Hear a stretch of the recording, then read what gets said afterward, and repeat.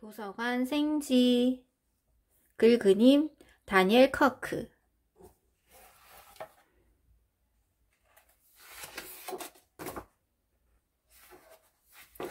도서관 책이라서 살짝 가렸습니다. 읽기와 쓰기를 통해 상상의 세계를 발견하도록 기쁘게 돕는 모든 사서 선생님과 학교 선생님을 위하여. 쌤은 도서관에 사는 생지입니다. 어린이 참고석 한 뒤쪽 벽에 구멍이 나 있는데 바로 거기서 살아요. 쌤은 하루하루가 굉장히 즐거웠어요. 쌤은 낮에는 늘 작은 쥐구멍 안에서 몸을 웅크리고 곤히 잡니다. 도서관이 사람들로 북적거리는 시간이거든요. 사람들은 통로를 왔다 갔다 하며 지나다니고 공부도 하고 책을 찾기도 해요. 또 컴퓨터도 한답니다. 그러다 밤이 되면 모두 집으로 돌아가지요. 도서관은 어둡고 조용해집니다. 이때가 바로 도서관이 쌤의 차지가 되는 시간이지요.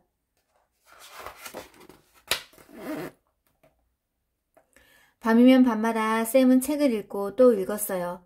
그림책도 보고 얇은 책도 읽었지요. 위인전이나 시집도 읽고요. 요리책과 운동서적, 요정이나 유령이 나오는 동화책, 추리소설 등을 수십 권 읽었습니다.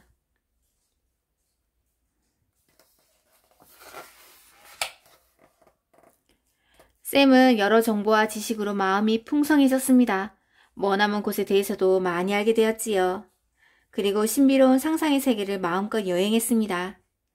어느 날 밤 쌤은 마침내 책을 쓰기로 결심했어요. 쌤은 도서관 사서 책상에서 조그마한 종이를 가져왔습니다.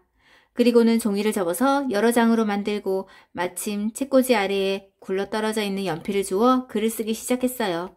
쌤은 글쓰기 책에서 자신이 아는 것을 써라 라는 글을 읽은 적이 있었어요. 그래서 생쥐로 산다는 것에 대해 쓰기 시작했지요. 조그만 거울 앞에서 폼도 잡아보며 자신의 모습을 그려넣기도 했습니다.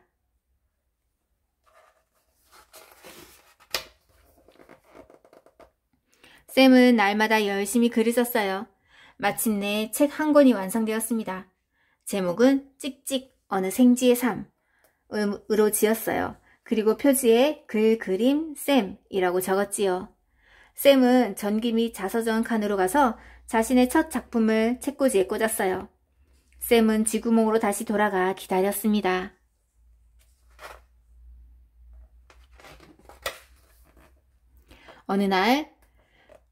다음 날 오후가 되었습니다. 햇살이 도서관 창문으로 비쳐들었어요. 한 여자아이가 소리쳤습니다. 이게 뭐지? 여자아이는 선생님 말씀대로 독후감을 쓰기 위해서 도서관에 온 것이었어요. 사서 선생님이 말했어요. 이런 책은 처음 보는데. 사서 선생님은 찍찍 어느 생쥐의 삶을 책상에 올려놓았어요. 선생님은 다른 사서 선생님들께 그 책을 보여주었습니다.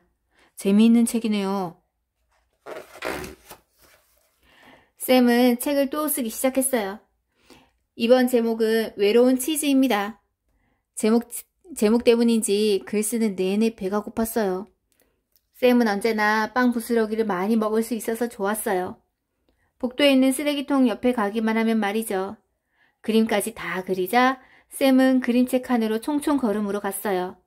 그리고는 자신의 책을 자랑스레 신간 자리에 턱 올려놓았지요. 쌤은 쥐구멍으로 돌아가 기다렸습니다. 다음 날 아침 햇살이 도서관 창문으로 내리쬐었습니다. 어느 남자아이가 트럭이 나오는 큰 책을 찾고 있었어요. 그러다가 이렇게 외쳤습니다. 이 책은 뭐지? 사서 선생님이 말했어요. 쌤이 또 책을 썼네. 그런데 쌤이 대체 누구지? 사서 선생님은 책상에 외로운 치즈를 올려놓았습니다. 선생님은 이야기 시간에 그 책을 아이들에게 보여주었습니다. 쌤은 무서운 이야기를 써보기로 했어요. 이번 제목은 생쥐 집의 비밀입니다. 무시무시한 부분을 쓸 때는 온몸이 오싹했어요. 캄캄한 도서관의 창밖으로 보름달이 휘영청 밝게 빛나고 있을 때였습니다. 쌤은 공포소설 칸으로 살금살금 걸어갔어요. 그런 다음 자신이 쓴 책을 책꽂이에 살며시 꽂았어요. 쌤은 쥐구멍으로 돌아가 기다렸습니다.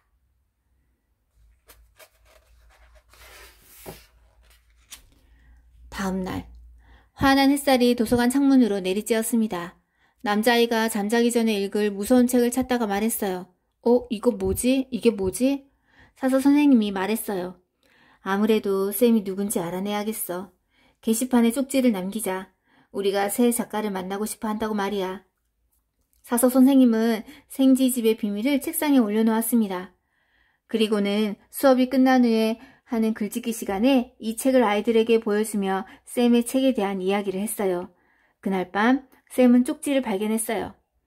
쪽지에는 이렇게 쓰여 있었습니다. 쌤에게 도서관에 오는 아이들 모두 당신 책을 얼마나 좋아하는지 몰라요. 수수께끼 같은 작가가 누구인지 모두 궁금해하고 있어요. 당신이 누구시든 재능이 뛰어난 것만은 사실이죠. 모두가 그러한 재능을 가지고 있지는 않아요. 책을 3권은커녕 단 1권도 쓰기 힘들죠. 그래서 당신을 특별 손님으로 모시고 작가와의 만남 시간을 가져보면 어떨까요? 아이들은 분명 당신이 당신 작품을 직접 읽어주면 무척 좋아할 거예요. 글 잘 쓰는 비법도 함께 나눠주신다면 말이에요. 진심을 전하며. 도서관 책임사서 포레스터. 쌤은 몹시 당황했지만 자신이 쓴 책을 아이들이 좋아한다니 무척 행복했습니다. 그리고 아이들이 자신을 만나고 싶어 한다는 사실에 우쭐하기도 했지요. 하지만 생쥐들은 사람들과 만나는 것을 아주 수줍어해요. 쌤은 왜 그렇게 사람들이 글을 쓰고 이야기를 지어내는 것을 어려워하는지 이해할 수 없었어요. 한번 직접 써보기만 하면 글쓰기가 얼마나 재미있는지 깨달을 텐데 말이에요. 쌤에게 좋은 생각이 떠올랐습니다. 쌤은 사서 선생님의 책상으로 가서 몇 가지 필요한 물건들을 챙겼어요.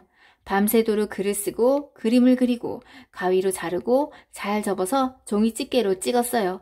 이렇게 해서 작은 종이들은 생쥐 크기만한 책이 되었습니다.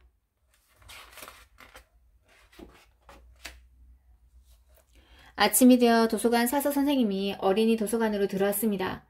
그러자 어떤 종이가 문에 톡 부딪혔어요. 종이에는 오늘 작가와 만나보세요 라고 쓰여 있었어요. 한 여자아이가 쌤이 앞쪽 책상에 올려놓은 것을 가장 먼저 발견한 거예요. 이게 뭐지? 티슈 상자 양옆으로 연필이 붙어있고 위에 펼쳐져 있는 현수막에는 작가를 만나보세요 라는 글이 적혀 있었습니다. 그 글 밑에는 아래를 가리키는 화살표가 보였지요.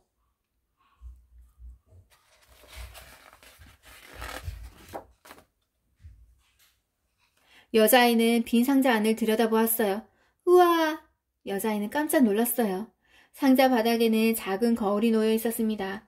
여자아이는 거울 속에서 활짝 웃음 짓는 자신의 모습을 보았지요. 나라고? 내가 작가라고? 거울 옆에는 조그만한 빈 공책이 쌓여 있었어요. 쌤이 이로 슥슥슥 갈아서 뾰족하게 만든 연필도 함께 말이에요. 슥슥슥슥슥슥. 그날은 하루 종일 또 그 뒤로도 작가를 만나보세요 라는 작은 전시물을 보러 많은 사람들이 왔어요. 얼마 지나지 않아 책장에 책이 가득해졌습니다. 책이라곤 써본 적이 없는 사람들이 글을 쓰고 그림을 그린 책이었어요. 전에 한 번도 들어본 적이 없는 이야기를 말이에요.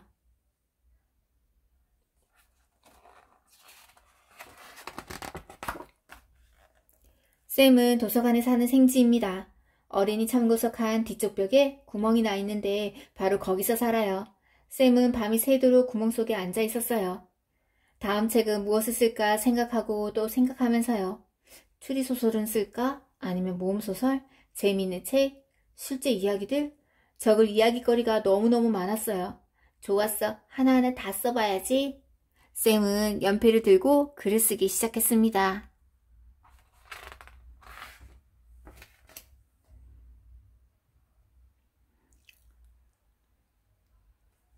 도서관 책을 사랑해주세요.